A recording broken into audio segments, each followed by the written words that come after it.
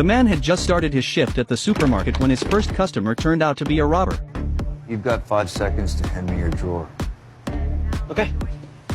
1, 2, 3, 4, 5. Just as the robber reached for the money, someone walked in.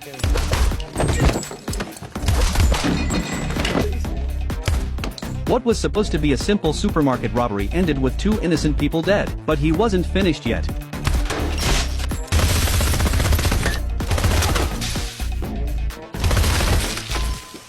Afterwards, he targeted 2 thieves who had just stolen tens of thousands of dollars and were about to flee. As soon as they got into their car, the robber pressed a gun to their heads. Instead of taking the money immediately, he ordered them to pull down the sunshades and gave them another 5 seconds to stuff the cash into a bag. Once they complied, he shot them both. But these were just minor feats. He then found a man in an underground garage and pulled a gun on him as soon as they met.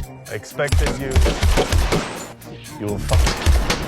The man's vehicle was a mobile fortress. Not only was the entire body bulletproof, but even the tires were solid. Under the hood, a thick steel plate had been added, making it impervious to ordinary weapons. It turned out the robber had used the stolen money to buy a modified armored truck, and he was planning to use it for something much bigger, a bank heist. Soon, 2 accomplices arrived to join them. Their role was to drive the getaway vehicle. To conceal their identities, they disguised themselves as white security guards and drove the armored truck toward the bank. While the bank staff remained completely unaware, the accomplices quietly infiltrated the building, suddenly overpowered the security inside, and then several masked robbers armed with submachine guns stormed in. They played a pre-recorded message on a tape recorder. Keep your hands raised. Cooperate. If you make any sudden moves, you will be executed.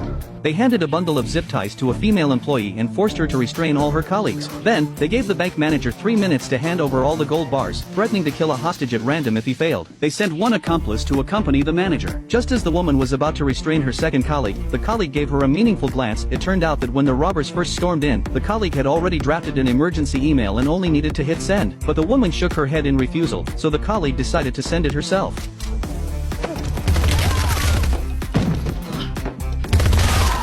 Meanwhile, outside the bank, 2 police officers had already noticed the robbery in progress. However, instead of storming in or calling for backup, they watched silently as the robbers emptied the bank. After the robbers left, the officers followed in their car. They planned to hijack the heist and steal the money from the robbers themselves.